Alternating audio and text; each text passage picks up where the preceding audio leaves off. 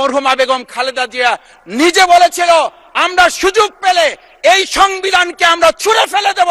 একটা গুলি করলে একটা সরে বাকিগুলো লড়ে না, সেই লড়ে না লোকগুলো ছিলাম আমরা, মাননীয় স্পিকার। যার কারণে আমাদেরকে তারা ভয় পায়। আবার যদি গণভোট জুলাই সনদ নিয়ে এই জাতির সাথে প্রতারণা করা হয়, তাহলে মূল্য দিতে হবে শুধু নয়, আবার আমাদেরকে 17 বছরের সেই জেল জুলুম নিপীড়ন গুম খুনের জায়গায় আমাদেরকে ফিরে যেতে হবে। মাননীয় সংসদ সদস্য জনাব ডক্টর মোহাম্মদ শফিকুল ইসলাম, আপনার সময় 5 মিনিট। আমার তো 8 মিনিট ছিল, আমি যতটুকু জানি।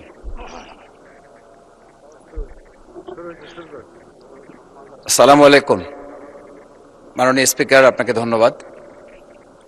আজকে আমি মহান আল্লাহর দরবারে শুকরিয়া আদায় করি এবং আমার প্রিয় পটুয়াখালী 112 বাউফল 2 আসনের যারা নির্যাতন, নির্মম এবং হামলা মামলার শিকার হয়েও ভয়কে জয় করে ন্যায় এবং ইনসাফের প্রতীকে ভোট দিয়ে তারা আমাকে বিজয় করে এখানে কথা বলার সুযোগ করে দিয়েছে।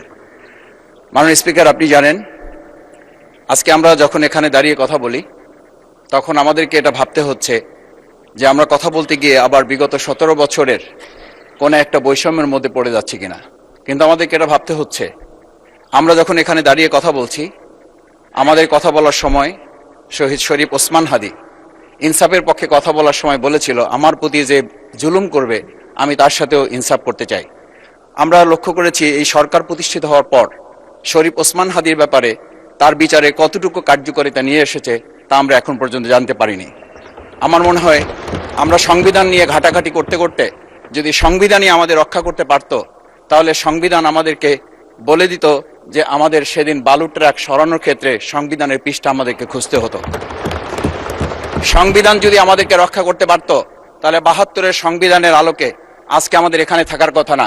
আমি শফিকুল ইসলাম মাসুদ, আমার এখন জেলখানায় থাকার কথা। সংবিধান যদি মানতে হতো, তাহলে আমাদের মাননীয় প্রধানমন্ত্রী বাংলাদেশে থাকার কথা না, ওনার দেশের বাইরে থাকার কথা। সংবিধান মানতে হলে বর্তমান স্বরাষ্ট্রমন্ত্রীর এখন দেশের বাইরে থাকার কথা ছিল। সংবিধান মানতে হলে যে বাচ্চাদেরকে আজকে এখানে শিক্ষা দেওয়া হচ্ছে, দীক্ষা দেওয়া হচ্ছে, কিংবা তাদেরকে কোনো কোনো ক্ষেত্রে জাসদের সাথে তুলনা করা হচ্ছে, সেই বাচ্চাদের নিয়েই আমরা এই সরকার দলের লোকদেরকে, সরকার দলের সম্মানিত নেতৃবৃন্দকে আমরা চোখের পানিও ফেলতে দেখেছি। আবার কাউকে কাউকে কথা বলতেও শুনেছি যে এই সমস্ত বাচ্চাদের, আমরা তাদের শিক্ষার্থীদের আন্দোলনের সাথে আমাদের কোনো সম্পর্ক ছিল না।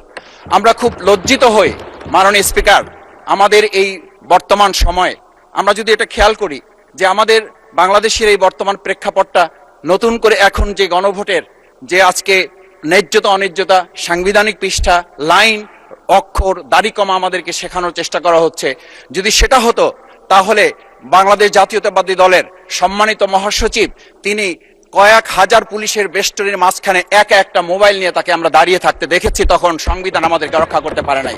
মাননীয় স্পিকার, আমি 350 মামলা নিয়ে 7 মাসের ব্যবধানে, আপনিও আমার 2-1টা মামলাতে আপনি আমাকে সহযোগিতা করেছেন, সেটা এই সুযোগে ধন্যবাদ জানাতে চাই। আমার 350 মামলা জামিন করতে 7 মাস সময় লেগেছে, আমার বের হতে সময় লেগেছে 4.5 বছর। আমি সেই 4.5 বছরে 3 বার রিয়ারেস্ট হয়ে 2 বার গুম হয়েছি। আমি তখন ডিজিএফআই, এনএসআই, ডিবিএসবির কাছে জানতে চেয়েছিলাম, আমার সামনে দিয়ে বড় বড় নেতারা বের হয়ে যাচ্ছে, আমার অপরাধটা কি? তখন বলেছিল তারা হুমকি না, হুমকি হচ্ছেন আপনারা।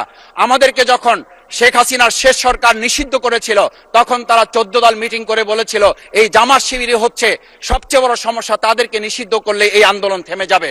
আজ একটা কথা পরিষ্কার বলতে চাই, এই গণবিপ্লব নিয়ে আমাদের মাথা ব্যথার মূল কারণ হচ্ছে এখানেই।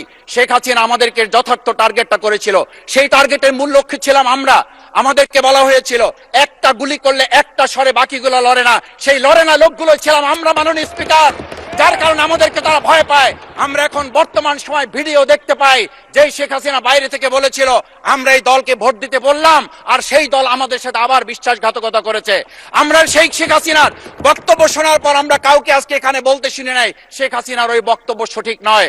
এই মানুষ প্রতারিত হয়েছে, বেইমানি করা হয়েছে। আবার যদি গণভোট জুলাই সনদ নিয়ে এই জাতির সাথে প্রতারণা করা হয়, তাহলে মূল্য দিতে হবে শুধু নয়, আবার আমাদেরকে 17 বছরের সেই জেল জুলুম নিপীড়ন গুম খুনের জায়গায় আমাদেরকে ফিরে যেতে হবে। আমি মনে করি পরিষ্কার বক্তব্য, গণভোটের প্রতি সমর্থন না জানিয়ে জুলাই সনদকে যদি আজকে ইগনোর করা হয়, তাহলে আমাদেরকে কিন্তু আবার সেই গুম খুনের আয়নাঘরের দিকে আমাদেরকে ধাবিত করা হবে। আমি মনে করি গণভোটের বিরোধিতা করার অর্থ হচ্ছে আমরা আয়নাঘরকে সমর্থন করতে চাই। গণভোটের বিরোধিতা করা মানে হচ্ছে 70% মানুষকে আমরা অন্যায্যভাবে তাদেরকে আবার ধিক্কার জানাতে চাই। আমি এখানে স্পষ্ট বলতে চাই, আপনারা যেমন 51% সমর্থন নিয়েছেন, 70% প্রায় জনগণ কিন্তু গণবিপ্লবের গণভোটের পক্ষে তারা রায় দিয়েছে। আপনাদের চেয়ে সেই 51%-এর